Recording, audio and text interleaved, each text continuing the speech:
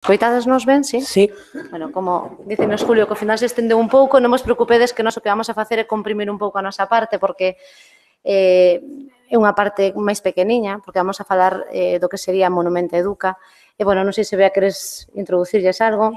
Bueno, Monumenta Educa, como dixo Julio, formou parte os 2 primeiros anos, onde o que se pretendía era eso, achegar, non, o patrimonio, os veciños e veciñas e, por suposto, os rapaces e rapazas, non, as familias. Entón, se fixeron varias actividades que tiveron moito que ver tamén coa restauración dos monumentos, porque os monumentos que se escolleron pois ou estaban en períodos de restauración ou foran restaurados facía pouco tempo. Nos parecía tamén que poñer en coñecemento os veciños os traballos que se estaban facendo no seu patrimonio, pois era moi interesante, máis que nada para que eles souberan, pois en moitos sitios que eran pequenos, nos que veían os restauradores, sabían quenes eran, pero non sabían do seu traballo, non, do tempo que require, do proceso e dos descubrimentos que moitas veces se facían nos seus monumentos, non? E a importancia realmente darlle o valor. E que eles mesmos tamén aportaran o valor afectivo do que eles viven nese patrimonio, non? Que teñen ao lado da casa e que moitas veces pois, non lle dan o valor.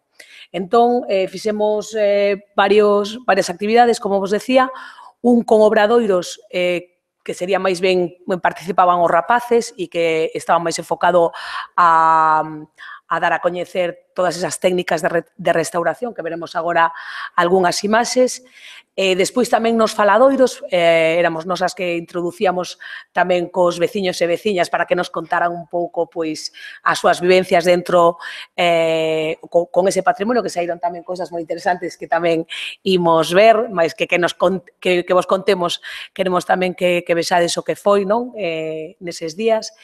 E despois, outro ano, engadimos o que foron os centros educativos, non? É certo que tivemos moi pouquiño tempo, pero que para a nosa resposta foi moi positiva porque participaron en todos os sitios, tanto de secundaria como de primaria, e o interesante é que utilizaron diferentes formatos, xa que a proposta que lles facíamos era non que fixeran un mural, senón que escolleran entre o formato realmente que quixeran.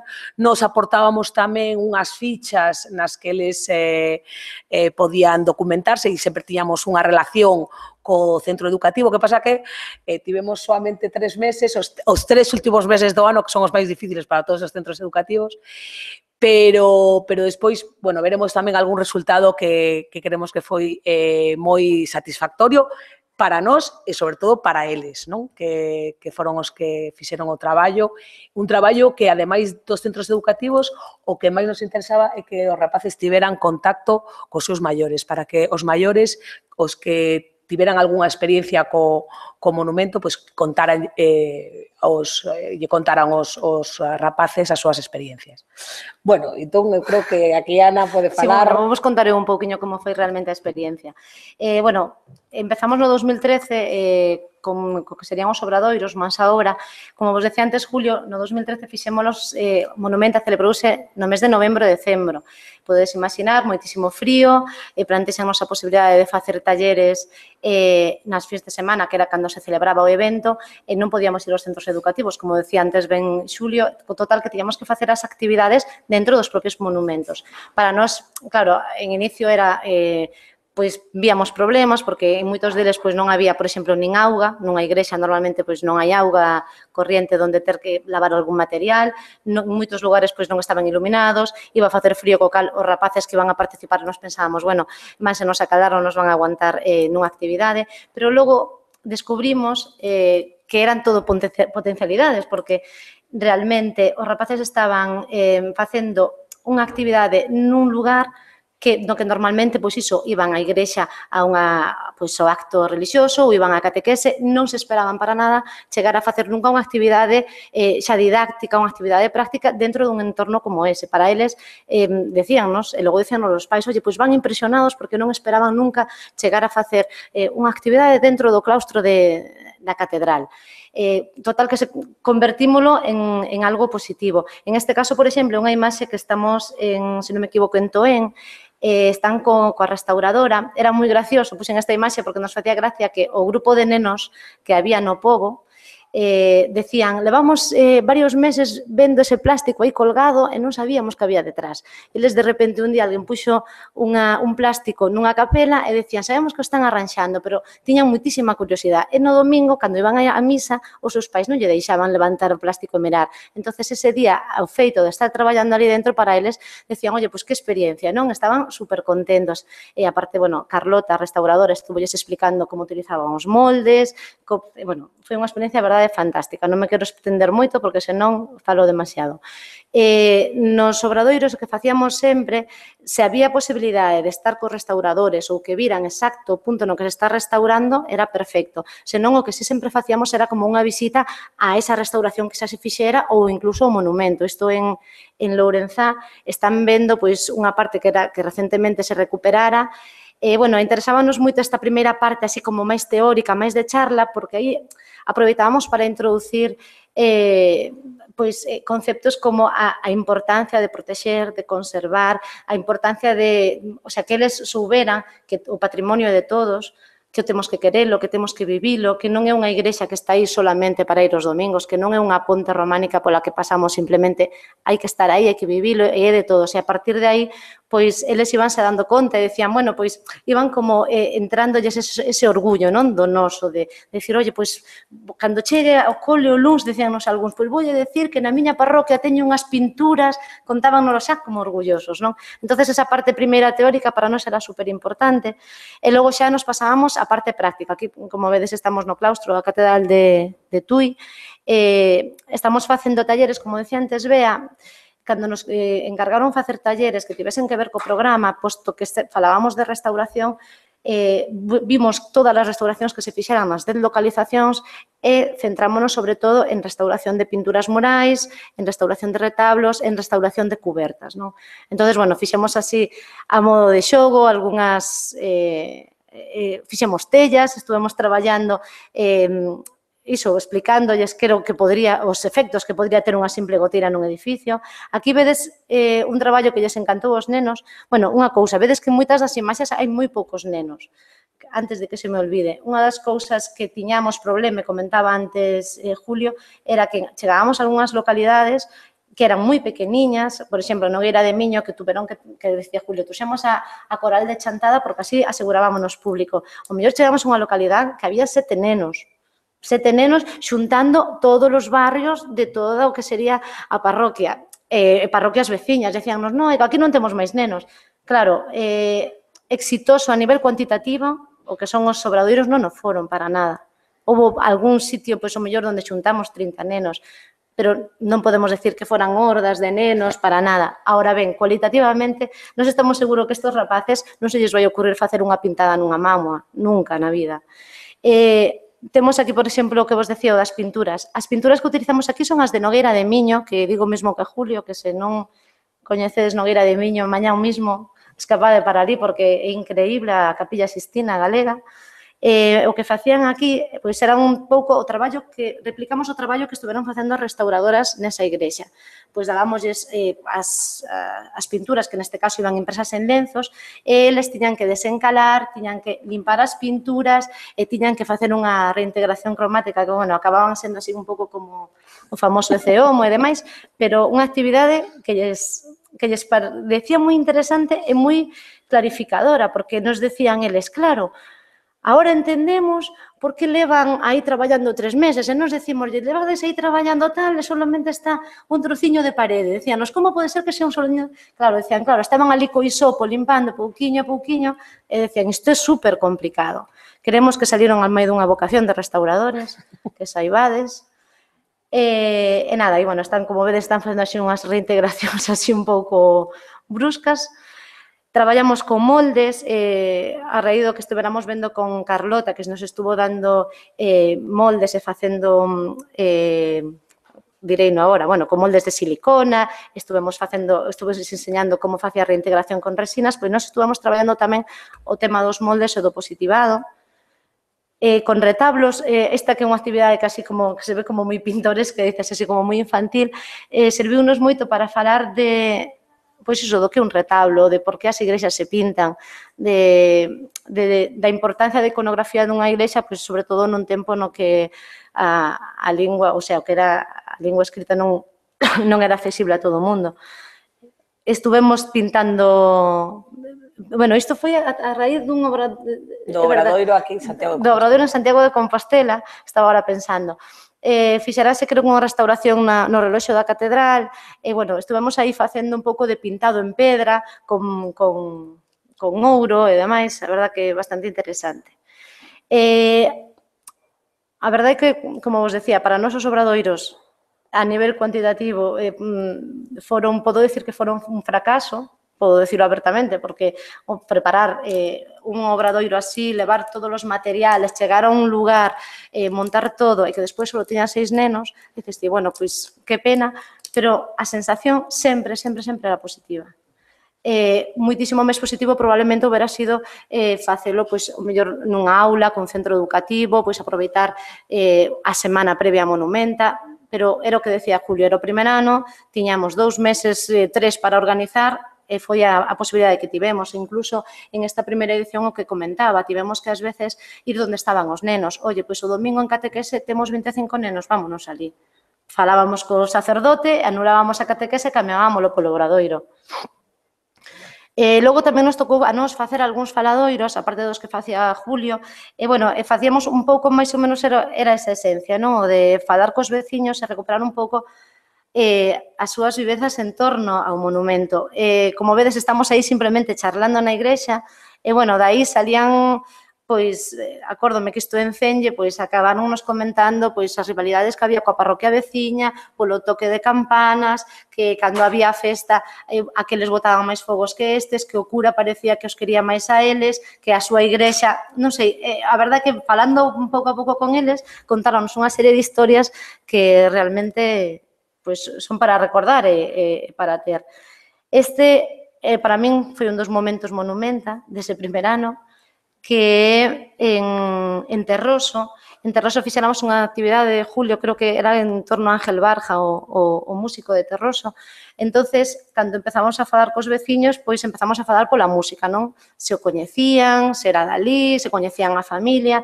E claro, cando nos demos conta, Berto, que era un veciño, xa truxera a guitarra, as señoras empezaronnos a cantar cancións, cantaron ali cancións, isto fora un 7 de decembro, que creo que era a actividade que coincidía con Matanza, xa nos estaban cantando pois cancións de Nadal, de Aguinaldo, cantos de Reis, e culminamos así, desta forma, non? Con Dona Concha, que era unha señora de 91 anos, que a convencemos para que subise ao altar a cantarnos unha canción despois de que actuara o cuarteto de corda.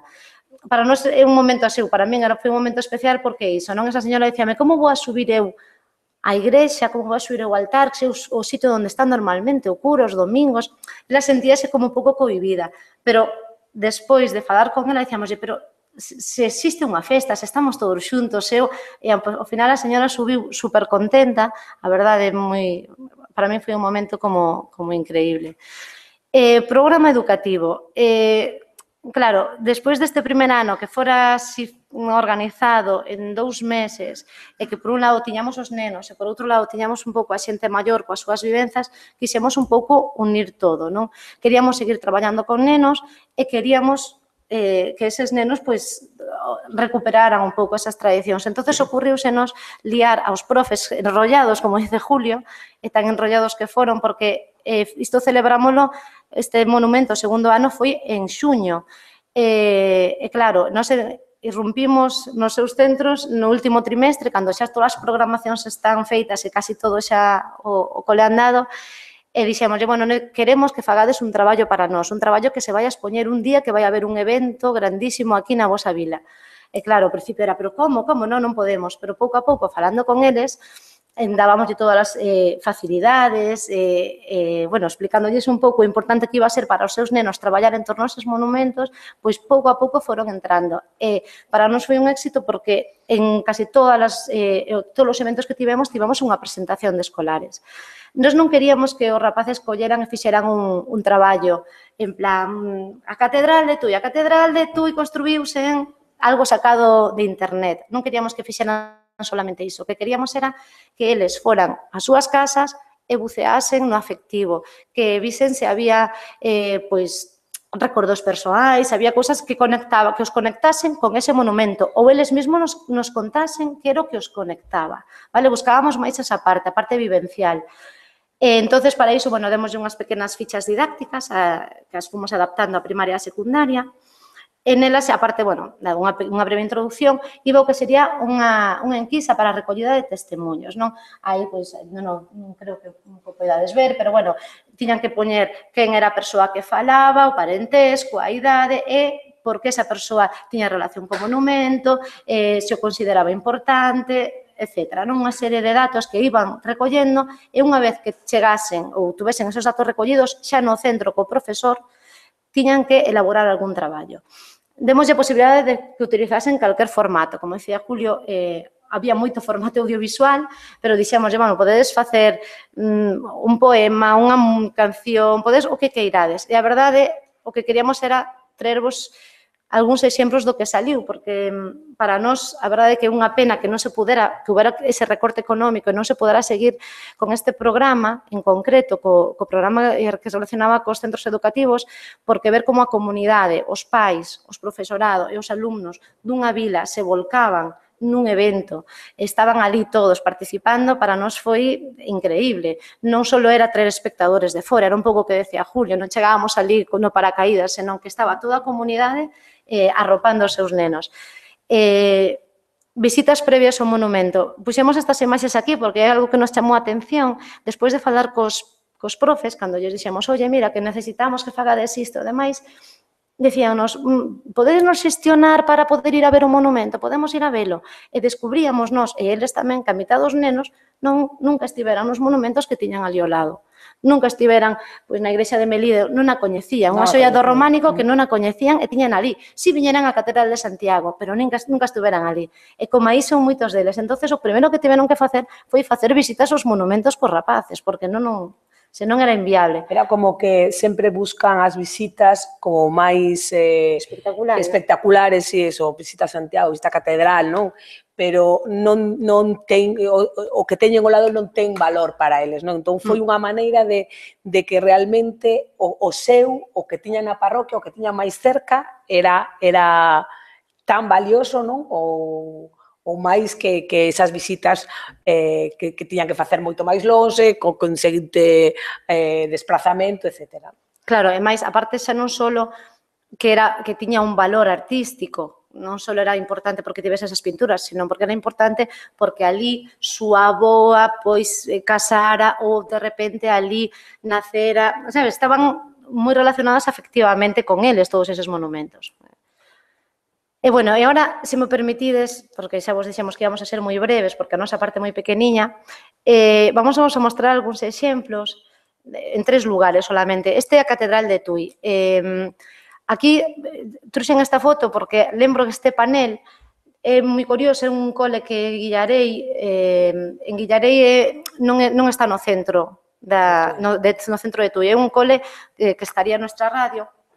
Decíame a profesora, cando falaba con ela por teléfono, decíame, é imposible que nos fagamos algo deste tipo porque aquí os rapaces, se me dices, faime un traballo sobre a Virxe dos Dolores de Guillarei, que é a súa parroquia, sáleche o que ti queiras, pero sobre a catedral non van á catedral, non van nin os domingos, nin van nunca.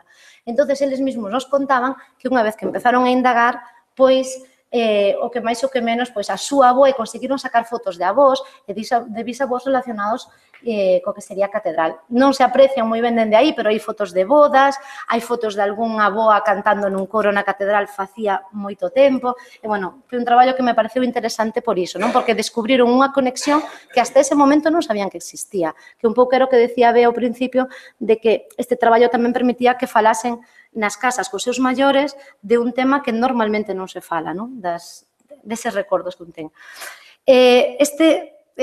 Aquí temos estes cantores. Visto, fixen unha grabación, creo que non está moi ben, porque eu fun a que o gravei, pero, se me permitides, vou a poñer. Este grupo de alumnos coas súas profes de música nos deixábamos de que traballasen con calquer materia, calquer disciplina, incluso diferentes competencias. En este caso, pois, foi a competencia artística, quen a súa profe de música, ela que tocaba zanfoña, máis outra compañera que tocaba arpa, liáronos para compoñer unha canción sobre a catedral. Os rapaces fixeron a letra, eles fixeron a composición musical. Non quedou unha gran canción, pero a verdade é que nos pareceu moi bo traballo. Poñevos un ratiño de nada, eh?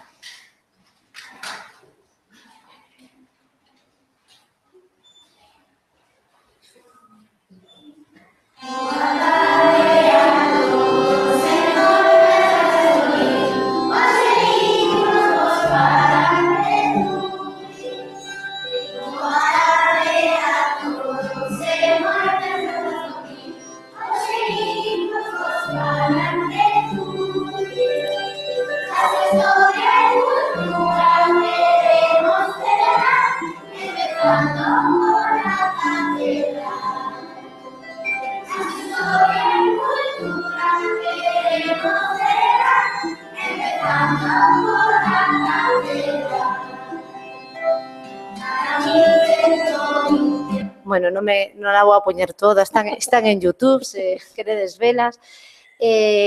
Bueno, é un exemplo máis de traballo que para nós, a verdade, que agradecemos moitísimo. Este outro centro de Tui que o que fixo foi recoller lendas e anécdotas, non? Despois, pois, gracias a este traballo, xente como a min ou outros espectadores descubrimos que había un campaneiro Plácido que cambiaba cabichas por toques de campá, non? Deixaba os nenos que lle traían cabichas subir a tocar as campás, ou descubrimos que un turista un día caiu nun sortego dentro da catedral. E, bueno, e algunhas outras anécdotas, por iso recollemos tamén aquí, porque nos pareceu moi interesante, non? Aquí, a min o que me parecía, ou que nos parecía sempre máis importante que o evento que se celebraba un día, eles eran tamén protagonistas e, ademais, que eles aportaban información acerca da catedral, que non é unha información técnica, pero con unha información, digamos, afectiva da relación da xente dali co monumento, non? Iso fai que o coñecemento do monumento sexa maior e o cariño, se queredes, para o que pretende un pouco Monumenta, non? Poñer ese valor dos monumentos que se teñen máis próximos, que unha vez que ti os valoras, pois os proteses máis e tes máis interese de que ocurran cousas, non? Neses sitios. Vale, Santa María Magdalena de Sarria. Bueno, aí como vedes, este era o exemplo típico de presentación, nos antes do que sería o evento musical que había despois, pois chamame a atención pois a participación deses rapaces que normalmente a este tipo de eventos, temos que decilo, non solen asistir. Bueno, gracias a ter a participación esa do cole, pois podíamos contar con eles. Vou vos a poñer unha cousa que a mí me chamou moito a atención. É un poema que escribiu un rapaz, son 30 segundos. Neste caso non está falando, probablemente, pois iso non é o que debea, non son as vivencias neste caso, pero é unha composición poética que el fixo. Dicíanos a profesora de literatura que lle puxera un 10. Grande é de pedra, majestuoso como a calquera, é o mosteiro da Magdalena. Vidreiras e deses de luce, marcan a súa ornamentación. Arcos, rosellóns e tumbas se atopan no seu interior. Nunha cima se encontran unha ráfaga de aire fresco que se respira, tranquilidade que domina. O seu escudo representa, caracteriza esta orde. Cruz, coroa e barras, a súa porta se atopan. Bueno, sabedes que o que me decía a profesora, eu voulle a poñer un 10 en lingua este trimestre porque o traballo merezo, ainda que logo a presentación mellor non era moi boa. E logo traevos este outro exemplo que é unha película que fixeron un grupo de alumnas. Decíanme, bueno, pois o mesmo, a calidade non é moi boa, porque eles mesmos se encargaron de facer todas as grabacións e montaxe, pero tamén fixeron o guión, recopilaron a lenda da Merced, nas súas casas, e tamén se encargaron dunha parte moi importante que foi ir a falar cos monxes, os padres que viven ali, e pedirlles que lles deixaran gravar. Nada, un segundiño así por encima, que xa vos digo tamén, que a tedes en YouTube, íntegra.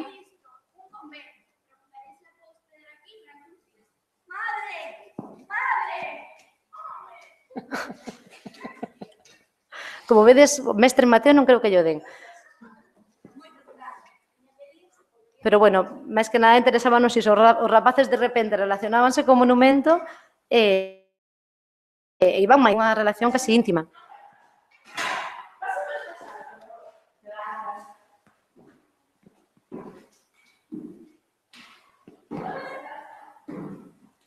Bueno, imos a cortala xa, porque a película Lenda é un pouco grande. Santa María de Melide, non sei se estiveras ti, Bea. Sí, en Santa María, a verdade é que a profesora estaba encantada co descubrimento, porque era como que descubriran de repente esta igrexa, non? E entón fixeron Unha visita previa e chamaron o director do museo, o Xosé Luis, dixe? Sí.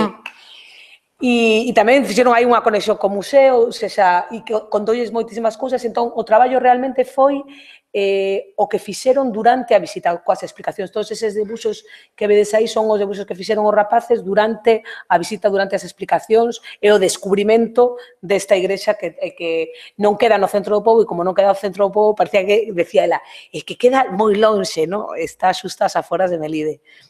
Parecía que Melide era, de repente, enorme, non? Para que non coñeceran esta igrexa que é unha peza románica, e a verdad que as que estaban máis sorprendidas, xa vos digo que eran as propias profesoras, non? Co descubrimento, e nós tamén, porque era como de repente, gracias a isto, pois descubriran patrimonio que tiñan pois moi cerquiña.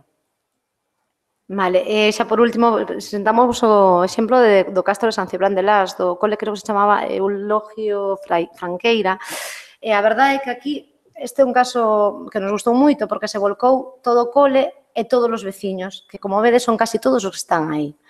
É un cole moi pequeniño e traballaron todos, deronnos as gracias, decían, gracias a vos, fixemos un proxecto no último trimestre maravilloso, non contábamos con facelo. Fixeron todo o último trimestre, centráronse no Castro. Dende maquetas os de infantil, recollidas de lendas, que algunha vos vou a poñer agora, algunhas, hai moito material que non vos puxemos, e fixeron tamén varios traballos audiovisuais para que vexades, este cos de infantil.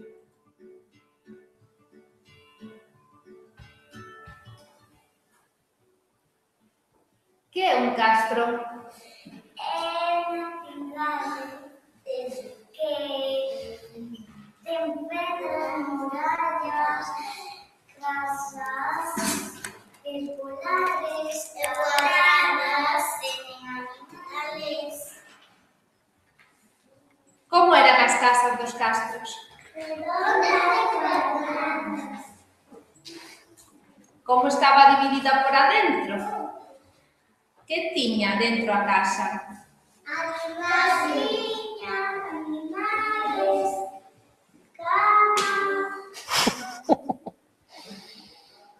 E non cultivaban alimentos? Cultivaban? Non cultivaban?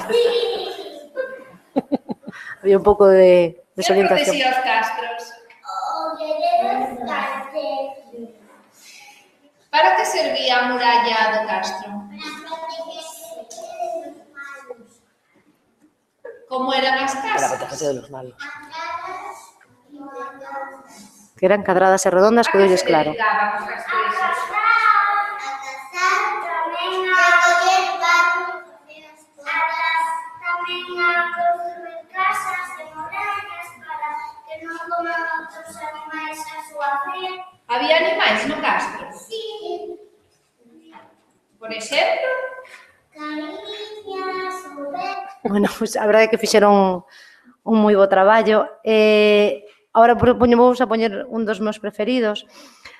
Neste caso, o que quixeron foi enseñarnos o castro. Dixeron, de paso, xa que estamos facendo este traballo, vamos a facer en inglés, en castelán, en galego, unha guía do castro, protagonizaron os propios rapaces, para que a colgásemos en YouTube e se pudera difundir e que todos coñecéramos o seu castro. Iso foi como nos lo presentaron. Ocurriuse os rapaces, dixeron, bueno, xa que temos un monumento tan importante, vamos a enseñar ao mundo.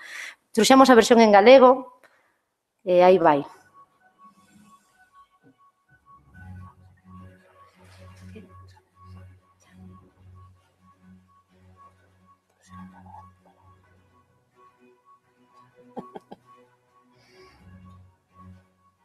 Un trociño solo, porque xa son e media e non vos queremos liar.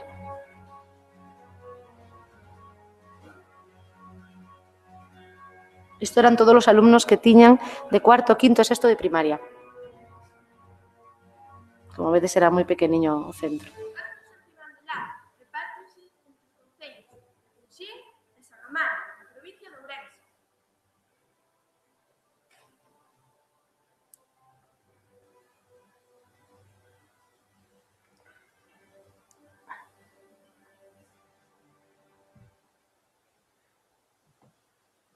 Unhas 10 hectáreas, uns 10.000 metros cadrados, e é un dos máis grandes de Galicia.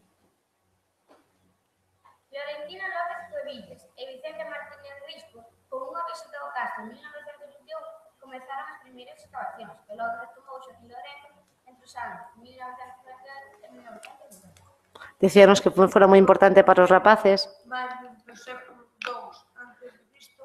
ata o século II despois de Cristo. Porque tiveran que vencer timideces e, bueno, que o traballo que resultara moi interesante. E xa por último, para terminar, pois ese día presentaronnos varias lendas e fixemos unha pequena grabación, tamén a grabación non é moi boa, dura 30 segundos, dunha lenda, pero para que vexades, para min isto é monumento en estado puro. Pois a lenda é que había unha señora de Xirzo de Leeiras, de aí abaixo, que iba a levar o leite a Mouros. E un día non pudo ir, e mandou a súa filha. Pero cando viu que a súa filha non regresaba, foi chamar por ela. Mariña, Mariña, Mariña. E contestaron en Mouros. A Mariña está a cocer, se quere da prova, ven a comer.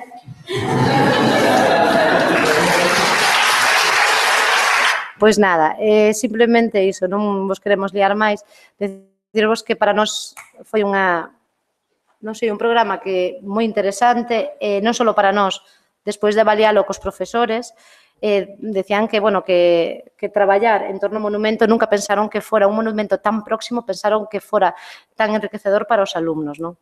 E nada, xa vos deixo con Marta, ou deixámosvos con Marta, porque senón temos vos aquí atas...